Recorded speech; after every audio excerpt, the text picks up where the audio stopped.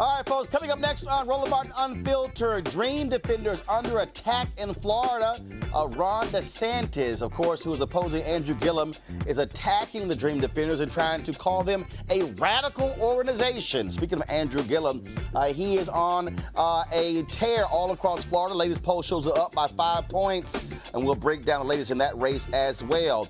Plus, Sheriff David Clark, he supposedly wants to do media.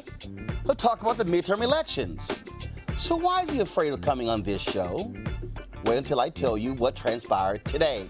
Also, right-winger Jack Burkman is trying to slime Robert Mueller by paying off women to make up sexual assault allegations.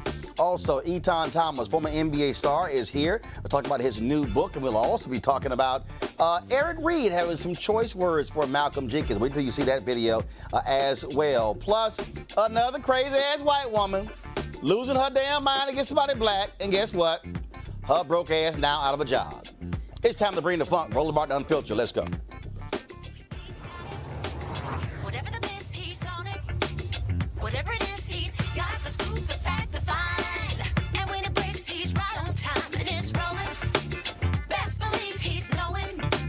Putting it down from sports to news to politics. With entertainment just for kicks, he's rolling. It's on go, y'all. It's Roland Martin, yeah.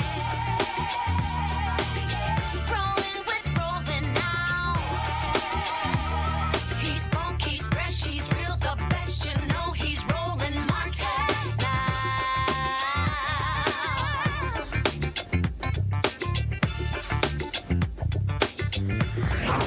Martin. All right, folks, Election Day is 1 week away. Folks will be going to the polls on November 6th, electing folks, obviously, for U.S. Senate, for House, for Governor, for Congress, and, of course, also the statewide seats plus local seats as well. And so, as you can expect when it comes to the campaign going down to the wire, all types of attacks taking place, and one has been taking place against the Florida Dream Defenders. Ron DeSantis, who is running against Andrew Gillum to be the next governor of Florida, he, of course, has been attacking Andrew Gillum for his ties to the Dream Defenders. They've been called a hate group. Even Vice President Pence has called them dangerous. And also Trump doing his thing as well. And so earlier today, Henry, you seen my iPad?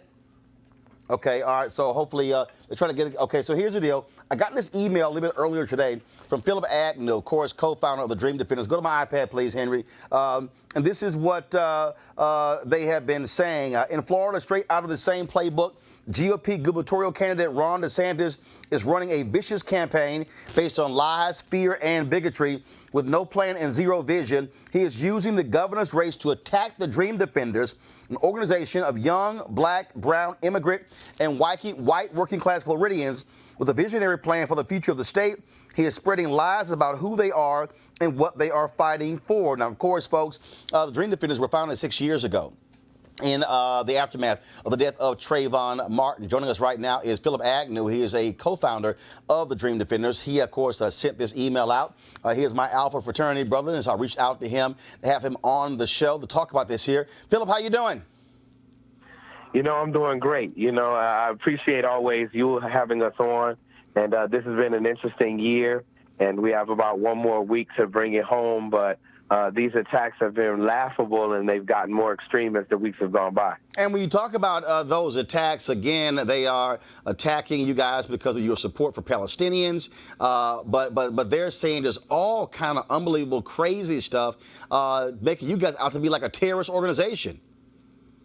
Exactly. You know, this stuff started when Ron DeSantis won the nomination. You'll remember the evening of his victory of the Republican nomination, he was quoted as saying to Floridians, let's not monkey this up by voting for the first black nominee for governor in the history of the state of Florida. And so this is just in a series of accusations of racist dog whistles that he's used from the beginning to demean, to mislead voters, because frankly, listen, he has no plan. And we said that before, and it's not just conjecture or political rhetoric. He literally has not presented a plan for how people in Florida are going to eat, have health care, have transportation. All he's talked about is the environment, and his plan around the environment is lackluster. And so he's attacked us every moment he can get. We were in his opening statement in the second debate. And he's also been using this to deflect away from the fact that he's got a number of confirmed relationships with known racists, known anti-Semites on his end. And so, using a group as a proxy kind of pinata instead of being able to engage with the candidate, Andrew Gillum, on the terms of a platform and on policy, he's decided to just continue in the Republican playbook or the right-wing playbook we've seen nationally. Yeah, I get the impression the Dream Defenders are as more important as important as the NRA, the way Ron DeSantis keeps going after y'all. Hey, listen, I wish we had that level of influence over our politicians that the NRA and the companies that have been supporting Ron DeSantis' campaign have. He's supported by the GEO Group private prison companies. He's supported by a number of corporations, Florida Power and Light, around the state. And so, you would think that we were actually running. But what we've been saying, Roland, is that we have a platform. It's not just visionary. It's not just polemics. It's not just broad overtures. This is actually a plan for what the future of the state of Florida could and should look like if it didn't give away all its money to corporations and to billionaires and actually invested in the lives and the livelihood of people in Florida. And so it's been Florida, this, has been a punchline and a playground for many, many decades for people around the country. And we've got the opportunity, not just in the candidate that we have running on the Democratic side, Andrew Gillum, but also in the organizing that has happened in the past few years since 2012 and beyond. And this rising generation of people voting want different things, they demand different things, and they're not going to tolerate other things. So what is going to happen over the next week? Obviously, they're coming after your organization. How are your other members responding? Have you seen an uptick in folks even donating to the Dream Defenders under this vicious attack? We have. People have been going to the website. They've been getting educated about the Freedom Papers, which is our vision. We've gotten, of course, you've got the right-wing trolls and bots on social media. But the fact is, this, when you're in the streets, when you're doing work, when people know you personally, you're not swayed by things that you see on television. And so over the next week, we're going to continue to do what we've done for the last 6 years, knock on doors, throw educational event this evening in Miami where we're going through all of the ballot amendments. This hasn't gotten as much attention on the national level, but this is going to be one of the longest ballots in the history of the state of Florida. We've got amendments, including Amendment 4, which is going to return the right to vote to 1.4 million people who have had that right stolen by the state of Florida because they had a felony conviction. And so this is, in many ways, the most important election in many of this generation's Florida lives. And so we're going to continue to work. We're going to win. We're going to continue to do the work of making sure that after November 6th, the people that we elect and the policies that we vote for are enacted and are held accountable. And, we encourage people to continue to go to the website, dreamdefenders.org, to learn about what we stand for and to ask questions about our stances. All right, then. Philip Agnew, we appreciate it, brother. Thanks a lot. Thank you very much, always. All right, then. Of course, also, folks, Donald Trump yesterday trashed Andrew Gillum by saying that Ron DeSantis, of course, is a Harvard and Yale graduate. Then he decided to say the Florida A&M graduate did name FAMU, but that Andrew Gillum was a thief. Well, last night on Fox, he went on Laura Ingram's show and said this.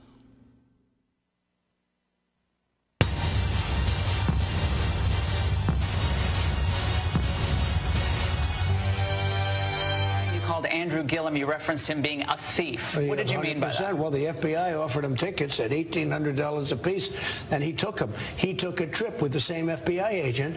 I guess he was posing as a developer or something.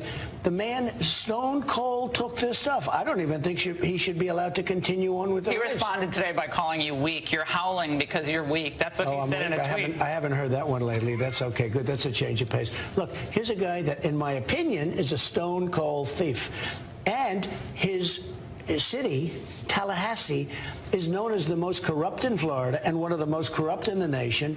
He's a disaster, and how he's even close to being tied is hard to believe. But Florida can't have. If Florida has a governor like that, and I know Florida better than I know practically anywhere, Florida will become Venezuela. It will be a disaster.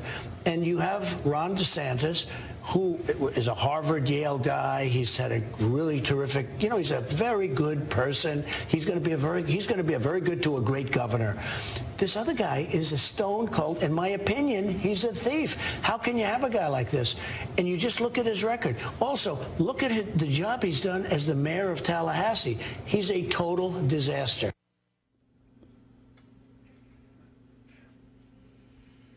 Stone cold thief.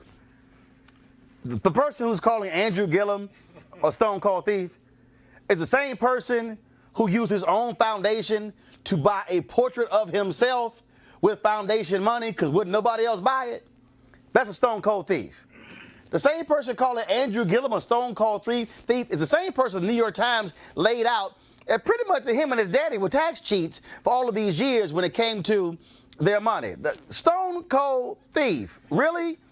Because he took some tickets from the FBI. Allegedly, that's what you're saying? Let me help you out with something, Donald Trump. They've already said Andrew Gillum is not a target for the investigation happening in Tallahassee. That's called a fact. That's a F-A-C-T. I know it's a little hard for you because you lie more than anybody else who's sat in the Oval Office. But the reality is you straight lied. Ron DeSantis, great guy. Did he not keep the money from a dude who called Obama a Muslim nigga? Didn't get the money back. But he's a great guy because he went to Harvard and Yale. Yeah, I know a whole bunch of biggies who went to Harvard and Yale, Donald. But it's amazing how you also want to attack them when last I checked, crime rate was down in Tallahassee. So, but you know Florida better than anybody else. So you know Florida better than anybody else. You know New York better than anybody else. You know Chicago better than anybody else. So you just know America better than anybody else. And then you kept saying, in my opinion. Let me remind you, Donald Trump, in your opinion, you said the Central Park Five should get the death penalty if they were convicted. They were later exonerated. And you refused to even take that back or apologize for what you had to say. Really, bruh? And then you talking Laura Ingraham. We know, hell, she lying all the time, too. Did she pay that bill with USA Today for her website? Because, they actually, Associated Press, they owed them for the articles and stuff. I just want to make sure that they paid their bill. Bottom line is we have a president who is weak, who is scared, and who also can't even look at something that's a fact and not distort it or lie about it. All right, let's talk to our panel right now. Y'all ready for this here? Okay. I know they can't wait to get into it. Right. They can't wait to get into it. Joining us, Derek Holly, President, Reaching America, host of Reaching America, the on-demand podcast. And I know he just shake his head, being a black conservative. He like, damn it, why did that man got to keep talking? Teresa Lundy, Principal, TML Communications. Spencer Overton, President, Joint Center for Political and Economic Studies. And Etan Thomas, former NBA player, author of the book We Matter, Athletes and Activism. Derek, what the hell? What the hell? First of all, call him a thief, and I love the whole juxtaposition. Ron DeSantis, Harvard and Yale, and then this other guy. As if Florida A&M is an irrelevant university. Right. And it's unfortunate, that the president is offering opinion on this particular guy. But it's also unfortunate that anybody who runs for an office right now, your entire career, whatever you've done, is put on display. And even something as small as, getting some tickets, Jay-Z, Hamilton, whatever they were, comes out right now. And so I can't go along with what the president said, okay? And so it's just unfortunate that things have gotten to this point that the president even talks like this for a candidate, a potential candidate in Florida. This, Roland, is just a racist dog whistle, right? You remember Maxine Waters had a low IQ, he said. Oh, Andrew Gillum is a thief and is corrupt. The person who can't stand up to the Saudis and the Russians because of his business interests, of course, he's not corrupt, right? The person who can't reveal his taxes, he's not a thief, he is not corrupt. Black folks need to get out and vote. That's the end of the day. Black folks need to vote. Henry, hold on one second, Teresa. Here we go to my iPad. Here's Andrew Gillum's response. P.S. Mr. Real Donald Trump, I'm a graduate of the Florida Agricultural Mechanical University, FAMU, and HBCU founded on October 3rd, 1887. Google it. Wow. Period on that. So I think this is another example where it shows how disconnected the president is with not only the candidates that's running, but to the states that he represents. So, Roland, you brought up the fact that Trump and his tax corruption, and amongst other things, if we go into the Trump Foundation and the organization. We'll be here for the next 5, 6, 7 and we ain't got that days. much time because we want people to go out to vote. And I think, again, when we see that correlation and, we try to ask ourselves, Trump, I feel like they give him 2 talking points before he goes out on set and he just runs with it. But I'm like, well, if you're upset with Andrew Gillum accepting tickets, I feel like then you guys have something in common. If he allegedly did it, right? Because it's essentially the status quo is, hey, if corruption is listed, you're president, but we all know it's alleged, and they had to find something. Because remember, this didn't happen in the beginning when Gillum was running. This had to happen now. Of course. Where, again, Trump is like, wait a minute, I got to step in and see exactly what I can do. And they also lied by saying, Spencer, that it's tied when, in fact, Gillum was up 5 points. Yeah, go ahead. He's up 5 points, and he is connected. He knows what his white wing base wants, right? And they want to call a black candidate a thief and corrupt, right? He knows how to play right into that. Etan. Well, I think it's obvious. He's going to demonize the Andrew Gillum as much as he possibly can, and he knows that he's playing to his base. His base doesn't care about all of the corrupt things that he's done. They don't care. They already know that. Hell, they also don't care about the truth. Yeah. I mean, you have polls where they say, yeah, we know he lying, but. Yes, they don't care. They're going to support him anyway, almost like a cultist following that he has. I mean, of course, when he brags, he can shoot somebody in the middle of, whatever street and not lose any followers. That's the actual truth. So that's why it's important for us to get out and vote, because they're going to go out and vote. And no matter what dirt we bring on Trump, you know what I mean? They already know. They don't care. They're going to vote for him anyway. Well, I'll tell you what is pretty crazy there. We're going to get more into this, folks. Of course, also hitting the campaign trail in Florida this week will be former President Barack Obama. He'll be campaigning on November 2nd for Andrew Gillum, but also for Bill Nelson, who's running for the United States Senate against the governor, Rick Scott. So that'll take place. And he'll also, of course, he'll be in Georgia as well for Stacey Abrams. Now, also, check this out, folks.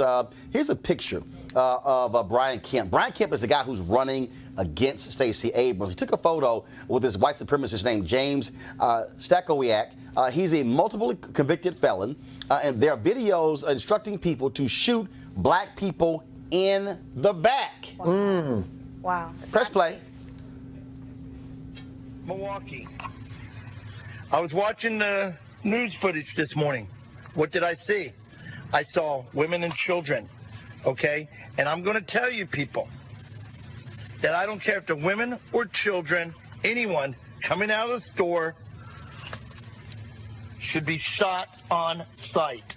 They should be shot exiting the store. If they make it down the street, just take their asses out and shoot them in the back. That's right. And here's another answer to the bitches, losers, and maggots known as BLM. You want to see this is the solution to BLM. Okay? And BLM, I got a round with your name on it. And you know what? Try to burn my home. Try to burn my business. Brian Kemp has never disavowed this racist or his organization, the Nationalist Liberty Union. Derek, you want to jump in? I saw you lean in first with the shirt he had on, Black Lives Matter, giving him the finger. Yeah, I saw that. And Roland, all I can say, man, it's just, right now, our country is at a place that I don't think we've ever seen it before. And Yes, we have. History repeats itself. Yeah, we've been here before. Well, you know what? I think with social media and what we're able to see right there, it just brings it to us much faster. Oh, yeah. At a much faster rate. And you see things like that, and there's no place for it, for real. I mean, how you have a bullet with somebody's name on it? That's called a threat. Yeah, It is a that is a threat. That's a threat. Now, has anything been done about it? And especially after we now know that this pipe bomber dude, not only did he send 12 devices to political figures, he had a list of more than 100 people that he had researched and gotten their addresses and planned on targeting them as well. And that list includes activists, journalists, and other folks. That's happening right now in this country.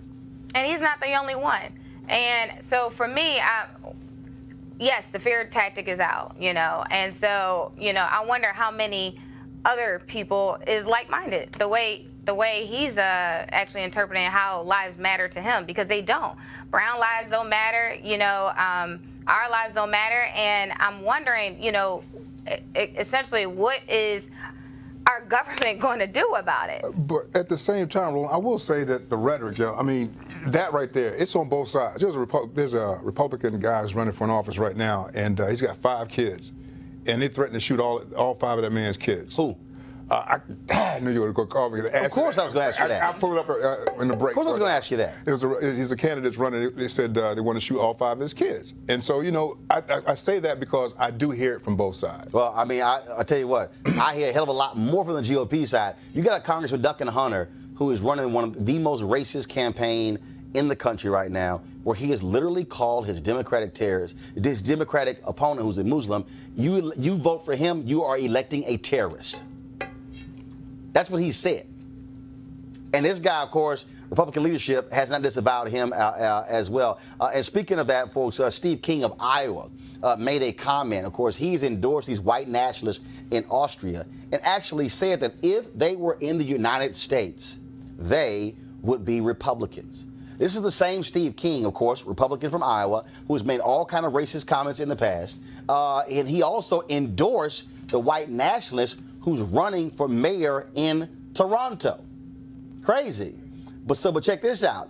And so many folks went after Steve King. Then it was discovered that companies like AT&T, Purina, Berkshire Hathaway, and others actually gave money to the campaign of Steve King. Well, Purina announced a couple of hours ago that their political action committee is withdrawing their funds from and will no longer fund Steve King. He's running in Iowa. He's actually it's neck and neck. He's up 1 point against the Democratic challenger, which is also shocking there. And of course, many people have challenged Republicans to call him out. Well, one Republican finally did with the National Republican Congressional Committee.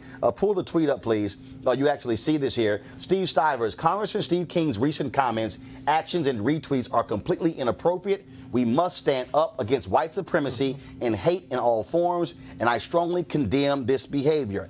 Guess who has not said a word? Paul Ryan, the Speaker of the House, or Mitch McConnell, of course, the Senate Majority Leader, and other Republicans in leadership. Going to you, Etan, then Spencer.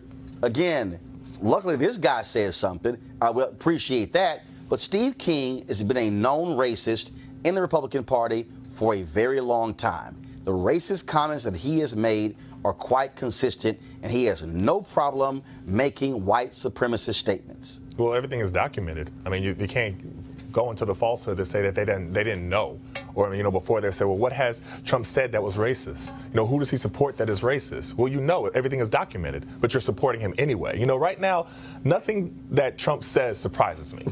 He is exactly who we thought he was. Right. I agree. But what surprises me is the number of people who are still supporting him. Right. That does surprise me.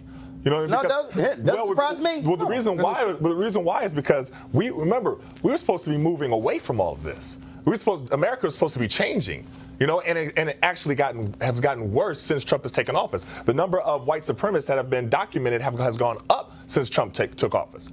Everything has gone up. Everything has been worse. So now you have a polarizing, figure with Donald Trump that stands in front of the entire world and says he's a nationalist. There's no more excuses right now. You know exactly who he is. So if you are supporting Trump, this is exactly what you're supporting. And Derek, I need to push back on you here in terms of this notion of kind of both sides, right?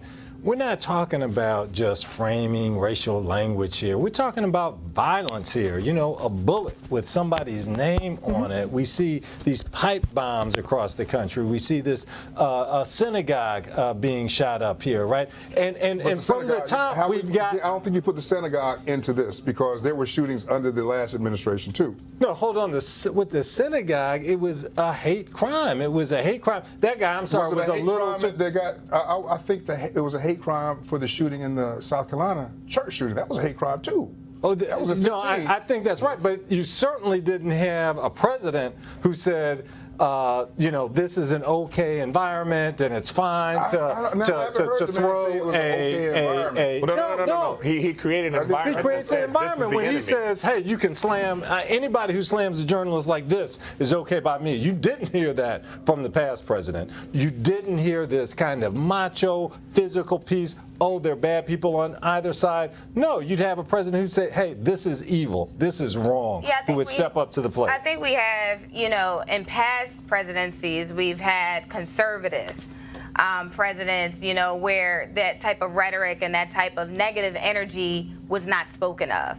So I think, you know, right now we have, you know, a president who's pretty much outwardly saying, you know, I disavow this. This is unwanted. This is what's expected. I am with the nationalists. I am with also prosperity. Basically, we have a president that's showing he is the American dream, and you know, and he shows that through his finances. He shows that through his wealth, and now he's showing that through strength and power. But what I don't, for me personally, I don't care for how he's actually portraying what power looks like, and as he compares it to other countries. So I mean, U.S. is its own, right? We have our own, you know. Peace. I mean, you know. Bad things are going to happen. The question is, what is the response to it, right? Agreed. Is there leadership in terms of responding to things, in terms of calling out what's bad and improper, in terms of violence, that kind of thing, right? But then also trying to create an environment where folks can come together and move forward together. And we don't see that right now in terms of 1600 Pennsylvania Avenue. Here's the thing. Now, I don't dispute anything you guys are saying. I don't. However, when you travel in different circles, there are people, believe it or not, in this country who believe that man is doing a great job. And so when you look outside of urban cities, Washington, D.C., Atlanta, Chicago, New York, the rest of the country sees things a lot different than what we do. And it's unfortunate in some cases. But that's where we are right now with this guy. And I had the opportunity to participate in a town hall forum in Baltimore a couple of weeks ago that was put on by Ozzy.com. And they're going to do these forums, town hall meetings in several countries, several cities. It's Carlos Watson? Carlos Watson. Right. And so in Baltimore, it was 100 black men. And so one of the panelists was his Raj Torres, the guy who founded Black Guns Matter. And the question came to him was, is the American dream still alive, and are you optimistic that it is? Right. And he had a very interesting answer. And he said, I'm not optimistic. He said, but what I am, I'm strategic about what's going on right now. And he was strategic in terms of finding that organization under this administration. Now, we've got 2 more years, at least 2 more years of this guy, and possibly 6. And I think right now we all need to be strategic in how we maneuver with this administration, because it is what it is right now. And we can sit up here and talk about all the things that are going wrong, and there are a lot of things going wrong that we don't agree with. But at the same time, what are we going to do about it? And how do we maneuver through this administration and everything that's going on right now? Well, I think there's a lot that we can actually do about it. I mean, I don't think you're kind of painting a picture as if we're kind of helpless. No, not to paint that at all. I don't mean that to imply that at all. This is what you have to be able to call it what it is. I mean, now I had a glimmer of hope for a second that maybe he would show a sign that was a human side. You know, after the pipe bombs were sent to past presidents, a couple people said I had a glimmer of hope to think that he would come out and he would say that this was wrong, and then take responsibility to say that maybe I need to push back and of my rhetoric and my atmosphere that I created. No, he did not. He attacked the media. He attacked the Democrats. He pointed the finger at everybody else except for himself. And this is getting in the way of campaigning. Right? Like, hey, we've only got a finite amount of time before. Again, it's about me and my agenda as opposed to, hey, what's the nation need? I'm the leader of this nation. Let me step up to the plate and provide some leadership in terms of the nation. Yeah. And I agree. I kind of agree with you guys. Okay, like I said, but then again, there's another huge part of America that thinks it's got. So what is that strategic portion strategic that you for you? What's strategic for you? How can you maneuver within this administration, and what's best for you? Because here's the thing, ain't nothing going to change right now. Even with midterms, we got midterms coming up. Things could change midterms coming up right week. now, and so that will determine a lot. Right. And so polls are saying both sides. So it's going to be interesting, and I would encourage everyone to get out and vote. Everyone to get out and vote, regardless of who you're voting for. Right. I agree. So. No, I think that is right, but I think there's this other piece, which is you can't just go along with the show in terms of the guy has been inconsistent and he has lacked kind of moral clarity and vision here, right? And it hasn't been about the country. It's been about, the Saudi piece. This government is going to kill somebody in their own embassy, and you're going to hem and holler, and you can't step up to the plate and say that's a problem. Well, you can also talk about the caravan, what's happening right now. Again, this is fear. This is fear being used to, I think, gin up the base of Donald Trump. And that's what you have here. I mean, first of all, the folks they're not even at the U.S. border. They're at the Guatemalan-Mexico border. They're making and so then you have folks going on Fox News. They're going on Fox News and they're saying, they're carrying disease and they're bringing smallpox and all this. First of all, there are people literally sitting in television studios in New York saying what people are carrying in the caravan, no idea, no facts whatsoever. And again, it's speaking to fear. Right. And there's some Muslims mixed in there too. And in fact, last night, Trump, this came up last night when Trump was talking to Laura Ingraham, press play.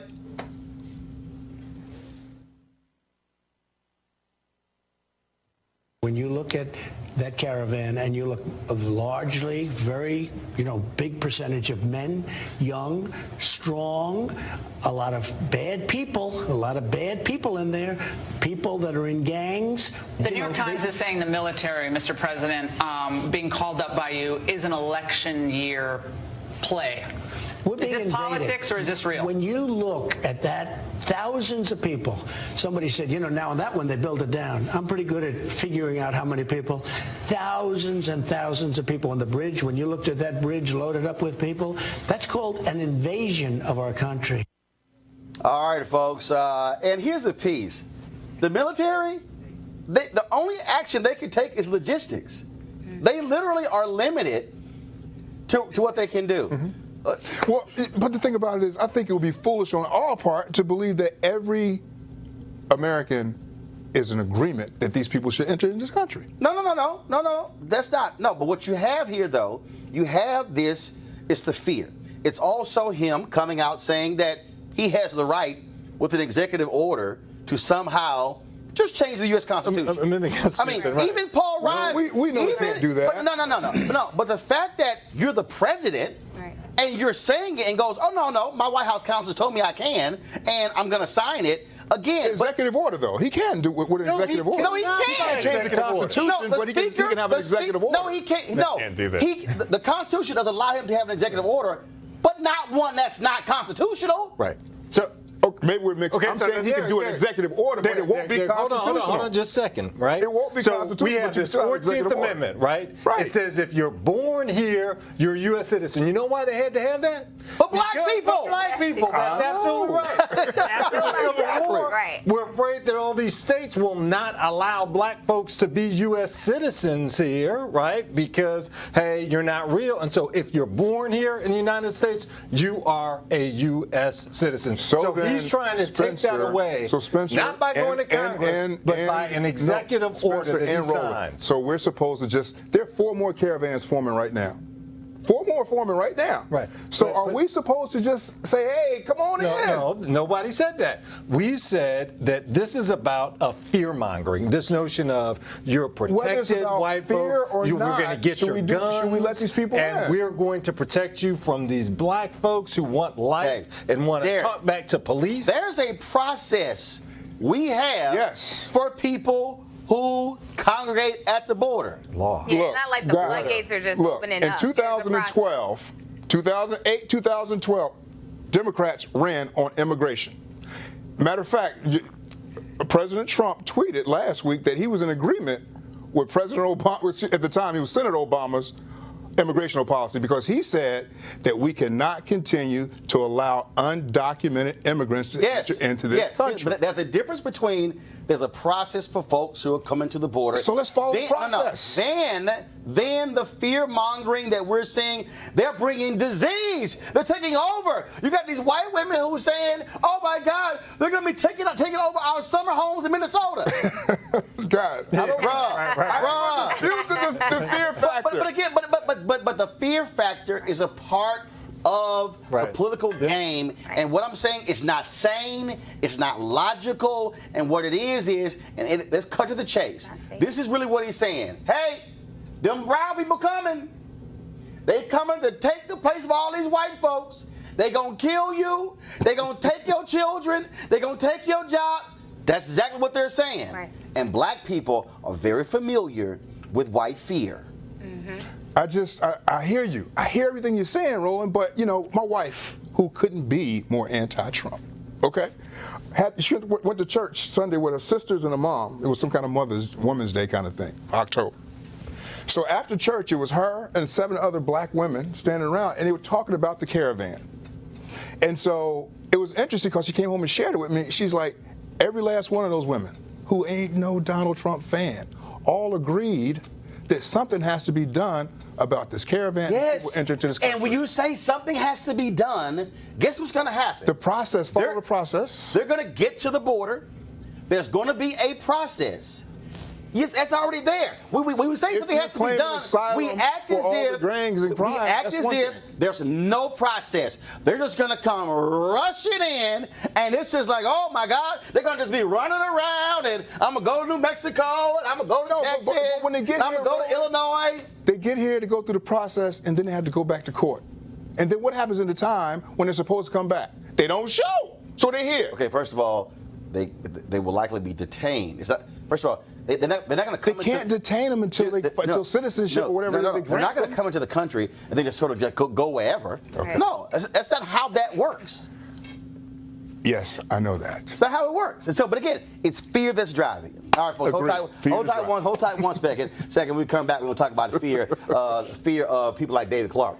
Scared of black people like me. We got some other stories we're going to talk about. We're going to go to a break right now. So we'll be back at Roland Bar Down the Field in just a moment.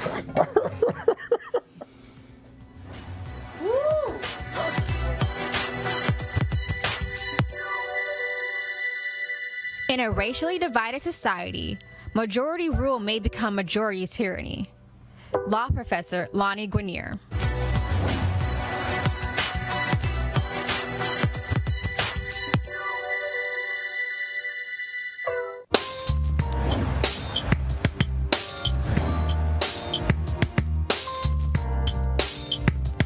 First off, HBCU Giving Day is school today, St. Augustine's University. Of course, I'm rocking the hoodie. This is what I was given. My Alpha General President, Dr. Ward, is the president of St. Augustine's. And so when I was there speaking on the campus a couple of years ago, they gave me this, located in Raleigh, North Carolina, established in 1867 by the Episcopal clergy for the education of freed slaves. And some of their greatest graduates, Anna Julia Cooper, writer, educator, one of the first African-American women to receive a PhD, and Henry Beard Delaney, the first African-American Episcopal bishop. And so please support, pull the graphic right there, St. Augustine's University, www.st-aug.edu. And so, Dr. Ward, y'all get a shout out. That's why I'm rocking the hoodie. Normally I wear HBCU gear on Monday, but since we were out of studio yesterday, I pushed it to Tuesday, so we do it every single Monday. And of course, we do HBCU Giving Day every single day. And if you're a graduate of St. Augustine, send a check. Don't be walking around in your hoodies and your hats and you ain't sent no money back for the next student. Also, folks, so that's right now. I want to thank one of our newest supporters. I'm going to talk to you about right now. If you're looking for a hot new investment opportunity, I have two things I want you to think about: legal marijuana and crowdfunding. Now, you just let that sink in for a second. Our friends at Transatlantic Real Estate have created a unique opportunity for everyday investors like you to get in the game for as little as $300. Typically, it takes millions or billions to invest in the legal marijuana industry. Some folks, we're going to leave that alone. But and it can be pretty risky trying to establish market share. However, Transatlantic Real Estate is taking a different approach. They buy the land that supports marijuana grow operations and lease it to licensed, high-paying tenants. Now imagine being a landlord to licensed marijuana farm with the prospect of further legalization and changing public perceptions about marijuana. Some investors could end up making serious money over the next few years in this multi-billion-dollar industry. The best part is they're using crowdfunding, so you can get in now before they take the company public. If you want more information, go to marijuanastock.org. That's marijuanastock.org. So check them out and you can get in now. So we'll, of course, see what happens. And, of course, we'll also be covering a lot more of that issue because more African Americans are also getting in that business as well. All right, y'all. So, look, we're on this show. We talk to all kinds of black people. We're not afraid of any subject. And so I get a kick out of these crazy, deranged black conservatives, not like Derek, but the other folks who are afraid that I'm going to bite them because, it's just too hard. So check this out. So today I got this email from Maria Sliwa. And so she has a PR agency. And so this was the email, y'all. Pull it up. America's sheriff and straight talker David Clark is available to comment on the midterms. All right, let's talk. So I said, Jackie, send him an email. So Jackie, our booker, sent him an email and they said, oh, no. David Clark, he prefers talking to conservative media. Bruh, what you scared of? Now, y'all, first of all, the email came to me. Don't send me an email saying you want to talk to me about the midterms, and then when it's a brother, you don't want to talk. And so then I went on Twitter and said, here's David Clark being a snowflake. And then he's like, oh, there's Roland Martin being a lib, calling people names. Y'all, he calls people names all day, every day. Etan, I just love the crazy folk. Because first of all, he all had no cattle. Right. Okay? Right. Because somebody tweeted he a rhinestone cowboy. That was pretty damn funny. But what gets me is, I've had him on the show twice before. Yeah. He goes, I prefer having discussions about facts, and about research, like plagiarizing your thesis. Fact. But what kills me is this is sort of like Candace Owens and the rest of these folks who want to run their mouths trashing black people, but they don't want to come talk to black people. Mm-hmm. Well, they want to go where they're celebrated, and they're celebrated on Fox News. I mean, that's why And Fox News won't even call me. Of course they're not. They don't want you. Matter of fact, they'll call all four of y'all before they call me. They're like, nah, we ain't calling that brother. Right. They want certain type of black people who they could point to and say, see, he agrees with us. And it's so disheartening seeing black person after black person fall for that. You know what I mean? Because you look at Candace Owens, you look at Jason Whitlock, who I watched your interview, and you see that it looks like he's auditioning for Fox News. And he's on Fox Sports 1. Yeah, but they want to. He's auditioning. He has a spot on Fox News after he finishes with FS1. And the thing about it is, they don't understand how they're playing themselves. I question if they even believe everything that they say, or that they know that there's the audience who will pay them to do what they're doing, which is even worse. And especially what kills me is I would dare say that I have more black conservatives on this show than even Fox News. I'm talking about on a consistent basis. So now I'm going to defend Sheriff Clark. Uh-oh. Right? I'm going to defend Sheriff Clark. Because I remember the time where we were in the studio and it wasn't a plan for him to be on. And you were able to get him in the studio and he came in and you kind of lit it up. No, actually, no. Actually, I was nice that day. that wasn't even like hitting them with with a fire poker. No, I backed off that day, and folks were like, Roland, you went easy on a brother. But see, here's my biggest deal.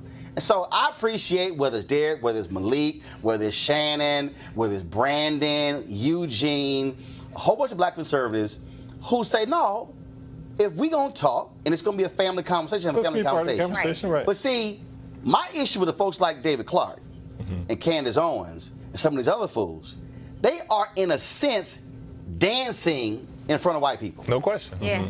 And see, that's my issue. Right. See, don't tell me you trying to reach black people, but you won't talk to black people. Yeah, right. Just like Donald Trump. Right. Donald Trump has lied. Laura Ingraham asked him, is he going to have any inner city rallies? What that means is, are you going to talk to black people? He goes, yeah, they're on the schedule. We called and checked. No, it's not. He has no intentions of talking to black people. He loves talking about black people to white people. Right. But he won't come talk to black people. He won't sit down for interviews with black people. He won't sit down with black-owned media. Yeah. He won't have these conversations. But he did talk And to that's- Kanye, though, didn't he? Yeah, he talked to Kanye, right. Him and Jim Brown. Right. And I think Jim knows he was there, maybe. But again, that's what you have it, Teresa. You have this game being played. And when I say to a Sheriff Clark, man up and walk in, have a debate. Because here's the piece. I ain't afraid of Fox News. I ain't afraid of Sean Hannity. I ain't afraid of Laura Ingraham. I'm not afraid of Martha McCallum, Tucker Carlson, Lou Dobbs, Kennedy, Outnumbered, all of them. The 5, the 7, the 9. It don't matter. Matter of fact, I got no problem that if it's 10 of them and just me, that's unfair for y'all. I think Roland, you have to. Bruce Lee. Roland, you have to. I'm going to be like Neo for the Matrix. I'm ready. But Roland, you also have to understand where the media climate is. As you well know, when some of the black community, when we listen to, the show and the podcast, we know we can go to Roland Martin's show and we can hear facts, right? We can hear history, we can hear significance. And I think, again, when Etan was talking about the celebration of African Americans, that's why Candace Owens and some of those other characters go on Fox News and they're talking the way they are, which it looks like they're dancing, is because that they're one, yes, they are being financed, but two, even when I believe Candace came to Philadelphia, it's my hometown, and she was literally probably 2 blocks away from the hood when she had a bunch of people protesting her out of a restaurant, right? And she literally looked like a dart, right? Didn't say anything, hiding and everything else, like, oh my God, I'm in almost the black community, what to do? First thing she did was go on Twitter, so I mean, but there was no, and it literally probably was like 5 people exiting her out the restaurant, so it wasn't even big. She can't handle the heat, because outside the White House on Friday, she accused me of calling her Uncle Tom and Coon. That's why she blocked me. And I said, Candace, I blocked other people for using those words. In fact, when Umar Johnson was on my show on TV One, that was a good when he called Eugene Craig a coon, I said, oh, hell no. You're not going to use racial slurs on my show against another black person. Got it. Not going to happen. And I said, Candace, show me the proof. Right. Show me the proof. I'm still waiting because she can't find the proof. But speaking of proof, now y'all know I try my best to avoid anything this dude say because we're gonna talk about this. We're gonna lead into Etan's book and Eric Reid. But guess who tweeting? Who? Y'all know Kanye back on Twitter, right? Oh, great. I thought it was off. He's back. Oh, he back. Pull his tweet up. Oh, Lord. I support those who. No, actually, I don't want to go that one. I'm going to go to this one here. I would like to thank my family, loved ones, and community for supporting my actual beliefs and my vision for a better world. Y'all ready for the next one? Okay. I introduced Candace to the person who made the logo, and they didn't want their name on it, so she used mine. I never wanted any association with Blexit. I have nothing to do with it. My eyes are now wide open, and I now realize I've been used to spread messages I don't believe in. I am distancing myself from politics and completely focusing on being creative. Wow. Now, Blexit, of course, is this this thing that Candace Owens come up with, saying that black people are going to be exiting the Democratic Party, and they have this. So she gave this so-called State of the Black Union speech on Saturday. But you're gonna love this one. She wrote something and put it in Breitbart. Oh yeah, a lot of black folks reading that one, and so they're trying to tie it to Brexit. Of course, with England leaving the European Union, they're calling it Blexit. But clearly, Kanye is not happy how he's now being used. Hashtag Kanye, we tried to tell you. Etan? I mean, what could you even say? I mean, we did all try to tell him, and it's sad. You know, sometimes I'll watch Kanye go on. I don't want to use the word rant, but I can't think of another word. It was a rant. All right, I'll use rant. Dog, when you go to the Apple store and stay on top of the table and you start ranting, it's a rant. Right, it's called a rant. And I just look at him and I'm like, you know, I remember, I'm old enough to remember the old Kanye. The Kanye with Chicago, because he used to do all the beats for the conscious rappers. You know what I mean? I remember seeing him as a surrogate for President Obama at some of the events. He was a completely different person. Yeah. So I don't know what happened. So let's just... Life. No, I can't blame him for that. I can't blame him for this. Look, honestly here, I think he's going through a very tough time here. And, you know, there may be some medical issues that we don't necessarily know about or have all the details on.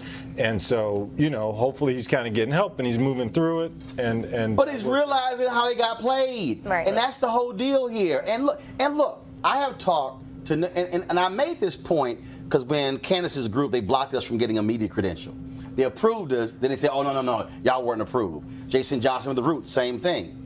And I emailed them back. I said, y'all realize I've interviewed every major black conservative in the last 25 years? And y'all don't want anybody covering your stuff because you don't want to be questioned. And all those young black conservatives, they were posting videos, and they were just spouting stuff, and literally, they didn't even know people like Arthur Fletcher, or folks like Bob Brown. They had no, for them, and this is the issue for me, and so here's the most offensive thing for me when I listen to the likes of a David Clark, a Candace Owens, a Larry Elder, a Jesse Lee Peterson, and folks Star Parker, Deneen Borelli, is that what they do is, and this is their game, and I want y'all to understand this here, this is their game. Their game is to trash black people. Their game is not public policy. Their game has nothing to do with issues. It's to say black people are stupid, or slaves, living on a plantation, dumb. Even those little young black conservatives at that summit, okay, which was actually a free summit, they flew them in and paid for their meals and their hotels, so it wasn't like it was a real conference. I hit them up, and you know what they said? Why are black folks voting Democrat? And I kept saying, what's your agenda? I said, if you were standing in a room full of black people, what's your agenda? Derek, they have none. They're not about substance. J.C. Watts, Elroy Saylor, Kay James, I can go down the line. Those are black conservatives, those are black Republicans who actually have substance, who you can talk to, who you might disagree with. Oh, yes. Kay, I sat down with Kay over summer for a 20-minute interview. JC's been on my show. Elroy's been the panelist on the show as well. Angela Saylor, his wife, has been on the show. Michael Williams. I can go down the line. Alan West. I can go down the line. Will, why is it escaping me? Congressman, come on, out of Texas. Will Hurd. Okay. We've had them all on the show. Those are real black Republicans. These are folks who are following the entertainment of Trump. Yeah, I think a lot of times, I've said this myself about some of them, you know, it's talking points. There is no substance. And so, hence me being here, because I believe in what I feel. So I do think I don't think Kanye, back to him, I don't think he can carry a message. Nothing whatsoever. But it has nothing to do with message. What it has to do with Etan, it has to do with celebrity, and it's a game. That's what it has to do with. It has nothing to do with substance. But it depends on what you're saying. And it doesn't mean that just because you're a celebrity, you can't have substance. And that's the part that I really disagreed with that Jason Whitlock kept saying in your interview of proposing it as if because you're a celebrity, because you're an athlete, you can't have substance. You can't know about this. This is like outside of your lane. Which is why you wrote the book, of course, We Matter, Athletes and Activism, because that is on point, because there's a history of black activists who were entertainers, who were sports figures. The reality is you can go down Ossie Davis and Ruby Dee and Diane Carroll and Sidney Poitier and Dick Gregory and on and on and on.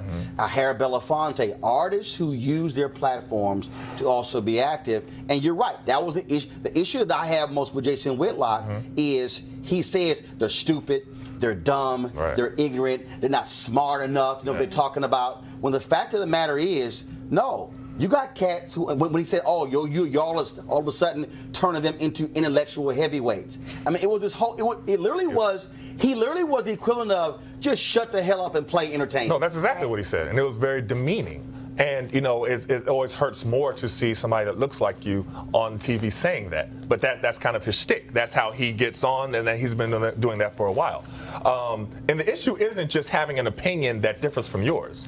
You know what I mean? That's why you have conversations. That's why you have discussions, debates. There's nothing wrong with having a difference of opinion. So the reason why I wanted to put together this book was to show all of these athletes who are using their voices, current athletes, because like you pointed out, you know, people are often, you know, quick to say, well, there's no modern day Muhammad Ali. Or Kareem or Jim Brown or whatever. Right, but then when you do have somebody who does take a stand, then they criticize them for, like Jason Whitlock did. He's like, what is he trying to be, baby Malcolm X? As if that's an insult. Right, if that is there's certain black people who would say to call somebody baby Malcolm X or Angela Davis would actually be an insult. You know what I mean? That's not an insult. And you talk to Kareem Abdul-Jabbar, Bill Russell, Steve Kerr, Jamel Hill, Oscar Robertson, Dwayne Wade, Russell Westbrook, Michael Bennett, Carmelo Anthony, Soledad O'Brien, Chris Hayes, Tamika Catchings, and others as well. And what was the one thing that actually, I see Mark Cuban as well, what was the one thing that really stood out the most? Because you talked to black folks, white folks, media, sports, entertainment. Right. I mean, one of the main things that stood out was, well, there's so much. So the way that, you know, I keep referring back to your conversation with Jason Whitlock, the demonization of Kaepernick. And the belittling of Kaepernick and the demeaning of Kaepernick, like he had no idea what he was talking about. He had no, you know, and he kept saying, you know, I've spoken to different people, and you know, they said this and this about Kaepernick, and he has like identity issues and all these things, trying to kind of kill the messenger because you disagree with the message. Well, I interviewed some of Kaepernick's teammates. I interviewed Eric Reid.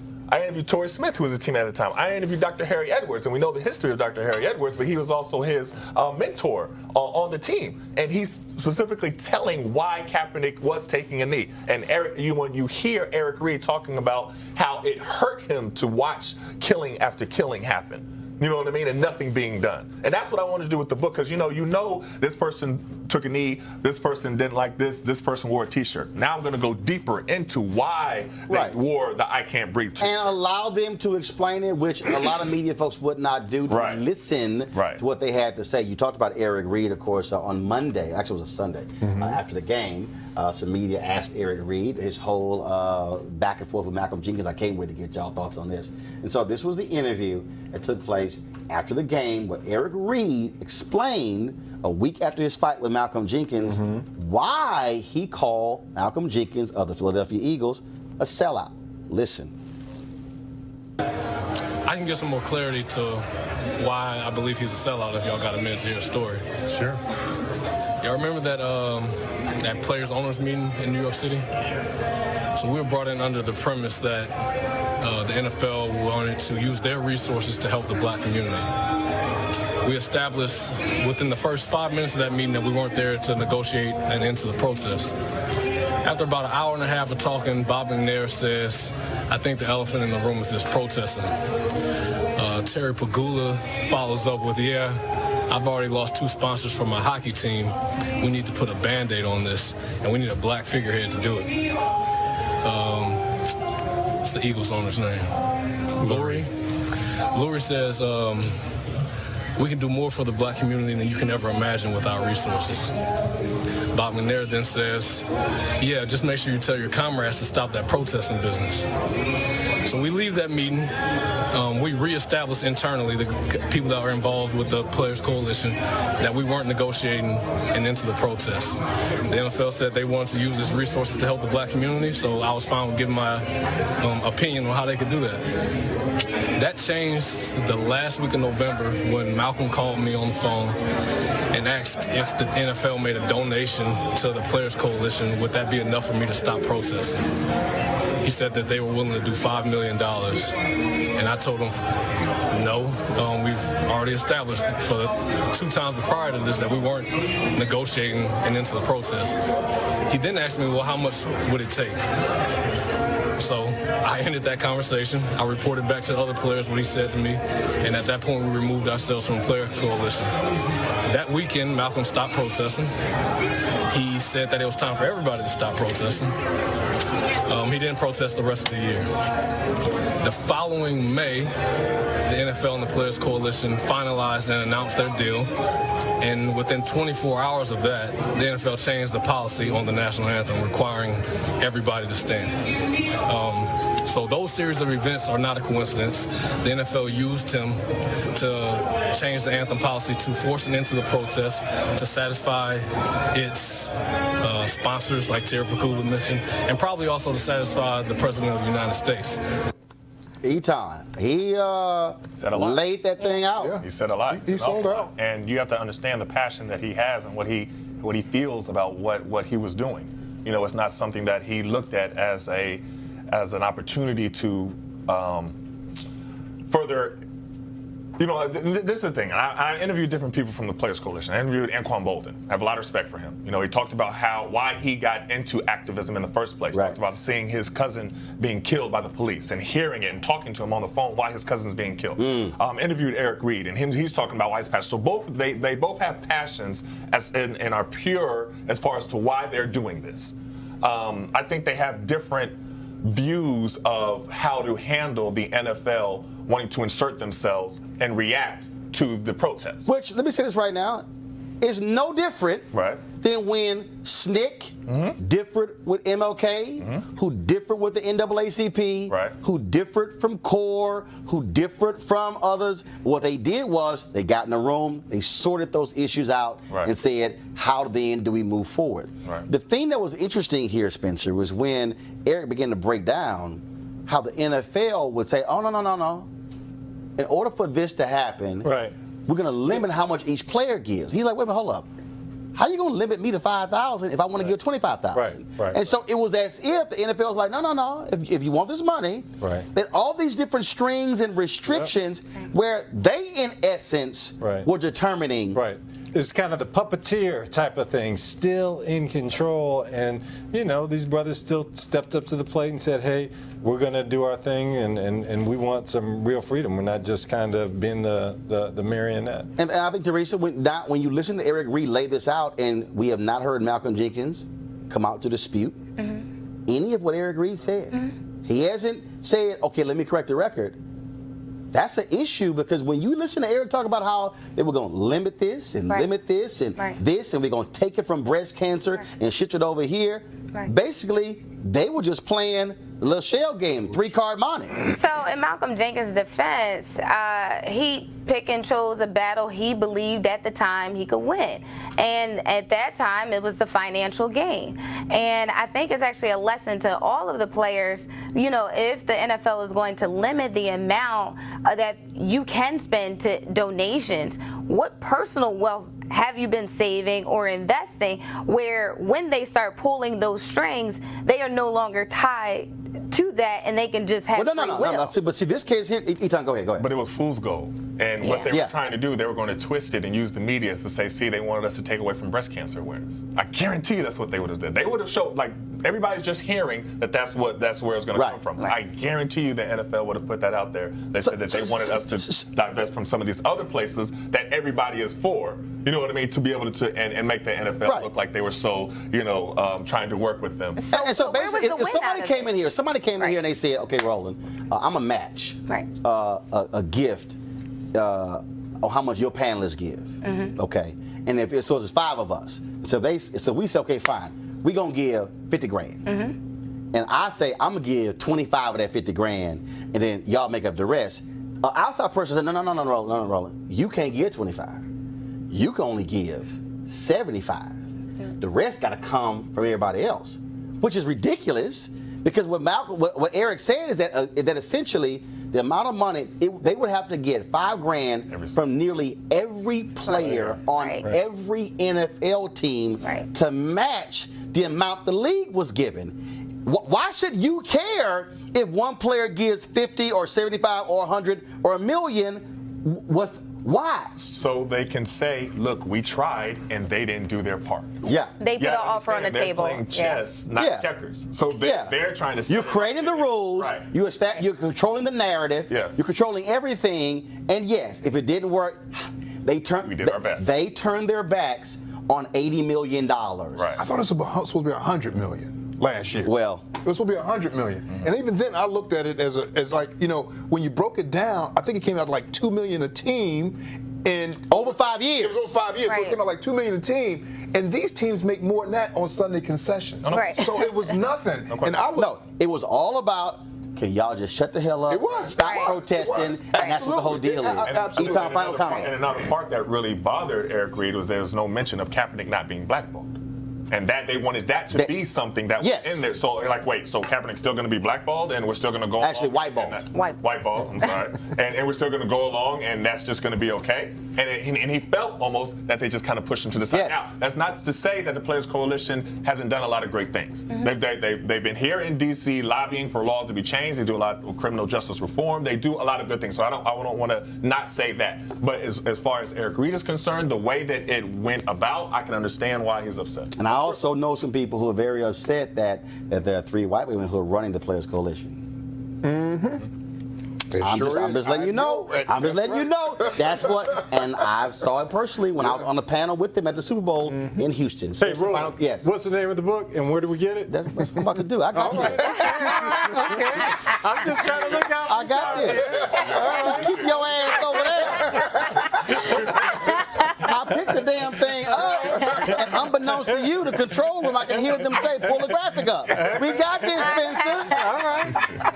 Damn. But why don't your ass go ahead and say it since you want to go ahead and do it? Go on, hold the book up since you look at that camera right there. No, look right there. Right here. So where do we get this book? Damn it, tell them the name of who wrote it, the name of the book.